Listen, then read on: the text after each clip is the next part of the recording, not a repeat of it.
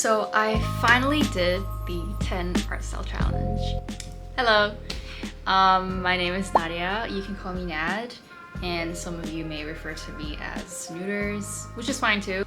I'm a character designer, well, aspiring to be. I'm currently trying to break into the industry, but in the meantime, I draw things that I like, and that includes this video. I'm sure a lot of you already know what this challenge is about, but for those who don't, I'm basically just going to be drawing myself in 10 different art styles of my choice. For the first one, I'm going to be drawing my style. I feel like starting off with my own art style feels right, just so I can, just so I can use it as a reference when I do the rest of the other art styles. If I could explain how my art style looks like, I think it'd be a mix of anime and Western cartoon.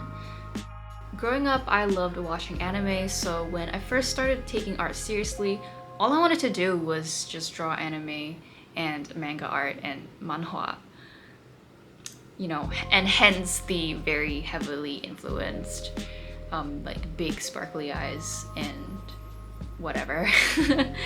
And then I eventually picked up on cartoons and I fell in love with it, and I think it'll be a part of me for a very long time. I just really like how modern cartoons, they have, heck, even like older Western cartoons actually, they have the ability to like exaggerate features and expressions really, really well. And I just want to be able to do that, And to be honest, I've only developed this style recently. Well, I wouldn't say recently because, I've been drawing for almost my whole life. So my style is kind of like practiced and developed. I've only realized that my style is defined very recently because of Western cartoons. I feel like it has I definitely have nailed what I like and what I don't.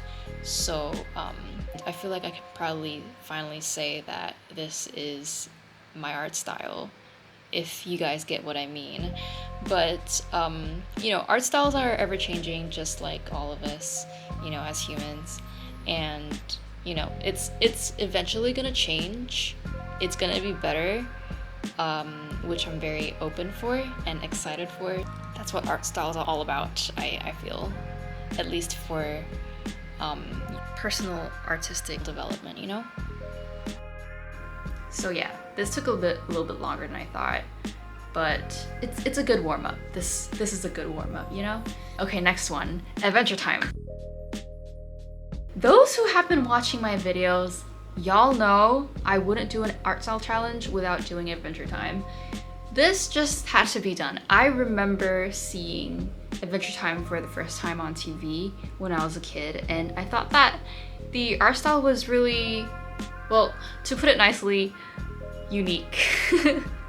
But I love that there was this episode where they depicted Finn's heartbreak in this very ugly, desperate, catatonic and obsessive state.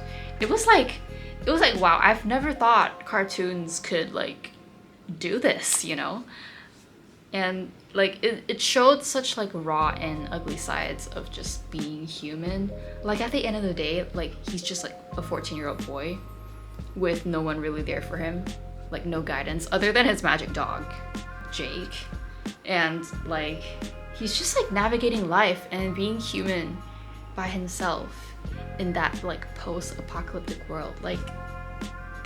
That's so, wow, that was such a speech. But anyways, I'm gonna stop fangirling over Adventure Time. It's just one of the weirdest yet realist cartoons I've ever seen, you know what I mean? I'm gonna stop myself. This is me in Adventure Time style. Okay, next. Steven Universe, yes! Steven Universe is also one of my favorite cartoons.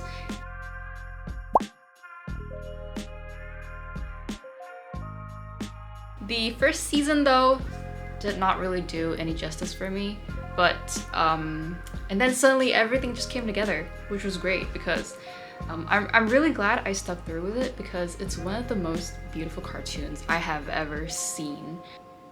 The background design and colors are just outstanding. Like, after watching Steven Universe, I contemplated on being a background designer, but never followed through with that plan.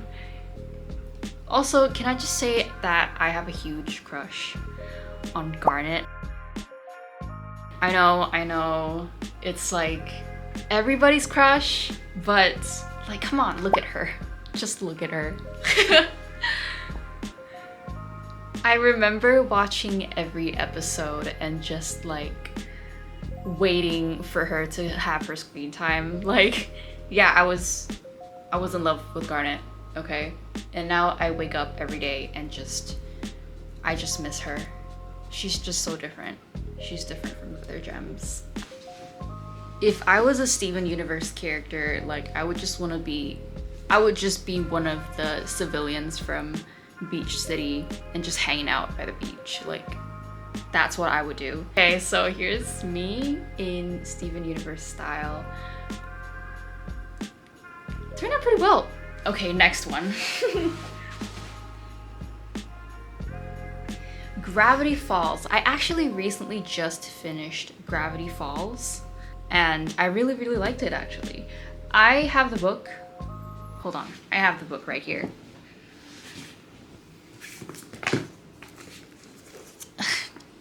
Okay, here it is. I have the book. See? It's right here. It's pretty cool, huh? But yeah, I'm actually so impressed with how much content they have. Like, even after the show ended, because like there's so much stuff to like rediscover. And that's like one of the biggest things that I adore about Gravity Falls.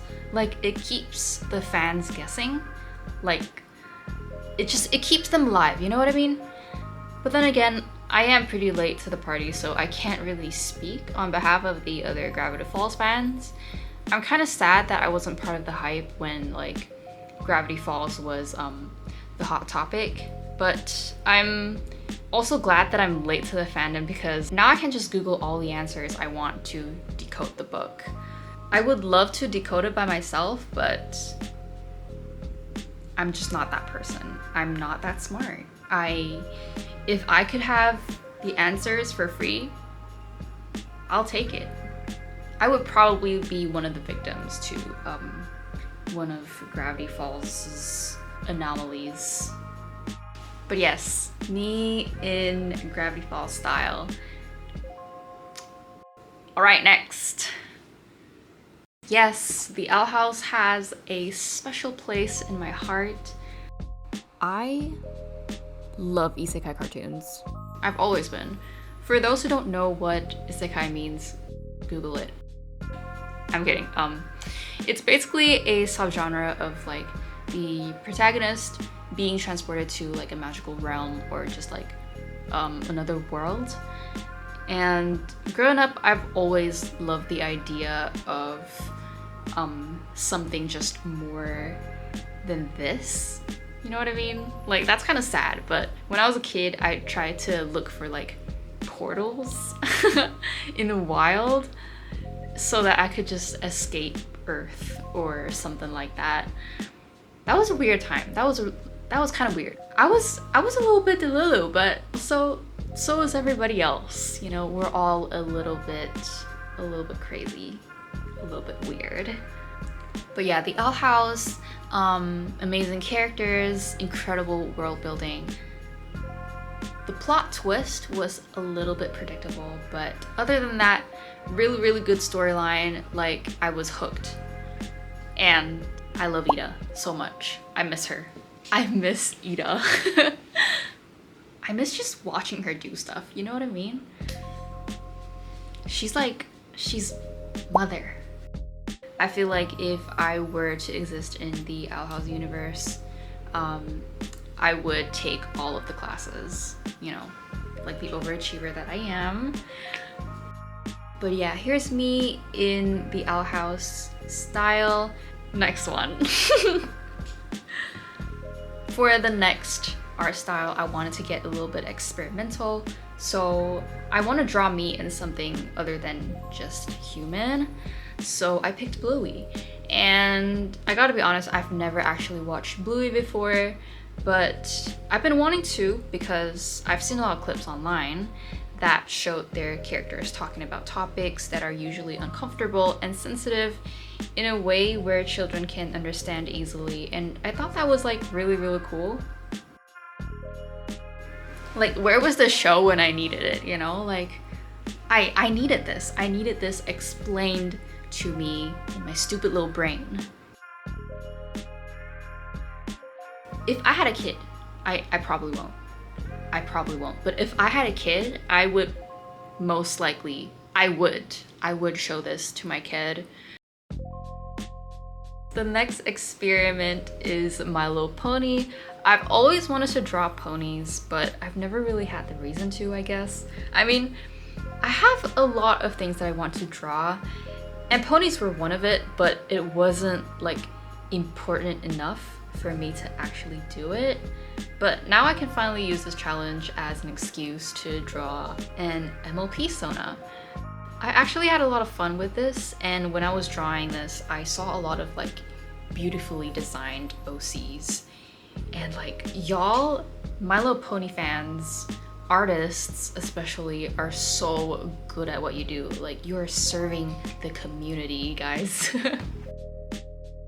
I actually found myself enjoying like this whole drawing process, especially drawing the legs for some reason, but I feel like I could have done better with the line weight, but you get what you get. Also, tell me if like MLP is worth watching, because I've been wanting to watch it, but like, just let me know. Just let me know if it's worth watching.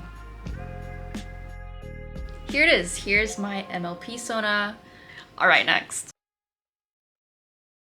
Rick and Morty. Drawing myself in Rick and Morty style was quite challenging, but I want to feel like I learned a thing or two. I looked through a lot of the female characters, and almost all of them have like different body types, which was really interesting considering that if like, you know, I think about it from memory, they kind of look similar, you know what I mean? So I kind of mashed up a lot of the different features from different female characters and added some features of my own. I even looked through like the character designers, like the show's character designers for like their turnarounds and stuff like that. I was really into it. I was really, really into it, okay? So I kind of mashed out a lot of the different features from the different female characters and added some features of my own, like the eyelashes and my hair. I refer to Summer and her friends a lot for their body types and just adjusted to the way that I feel like would suit my character. I also contemplated on doing like that little iconic kissy face, but I didn't follow through with it, but it was okay in the end. See, this is my character. She looks cute, doesn't she? She looks like a scientist. She looks a little bit too sciencey, but I'm happy with the way it turned out, so yay! All right, next one. This one was also really, really experimental. Growing up, I always thought that this art style was kind of spooky. I saw Betty Boop when I was a child and I was like, no thanks. Goodbye. But I don't know, I kind of grew on it, you know what I mean? I saw this game on Steam, Cuphead, and I thought that it looked like the coolest thing ever. I saw the preview and the trailer, and the art is like so amazingly done, so I just bought it. And then I played it for like 10 minutes. And it's the worst thing ever. It's the hardest game I've ever played. Skill issue, honestly, but still, it's infuriating. Like, this is not fun. Like, dying, repeating the level all over again. Like, are you kidding me? No. I'm just being whiny at this point. But I deleted that game 10 minutes into playing it, and that day I've learned some things are just best left untouched. And just admire it from afar. Take notes, guys. But yeah, here's my rubberhose character. It turned out really, really well. Kind of lazed on the research for this, but this is how it turned out, and it's better than I expected. Last but not least, corporate style. In my very first year and in my very first semester of college, we had to learn how to do graphic design. So this is me attempting it again 4 years later. I could tell my lecturer did not like me for good reasons. For good reasons. Graphic design, not for me.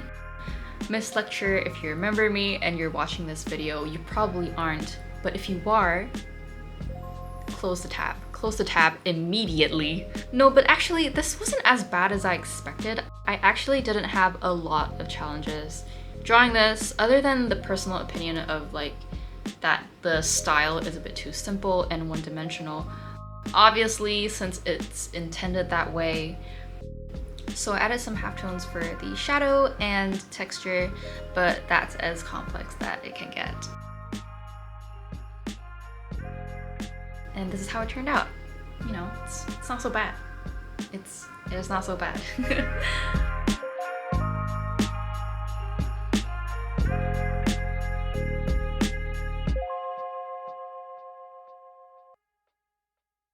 And that is it for the video. If you guys liked it, please give it a like. And if you guys want to say hi in the comments. I'll say hi back, I guess. If you're new to this channel, subscribe.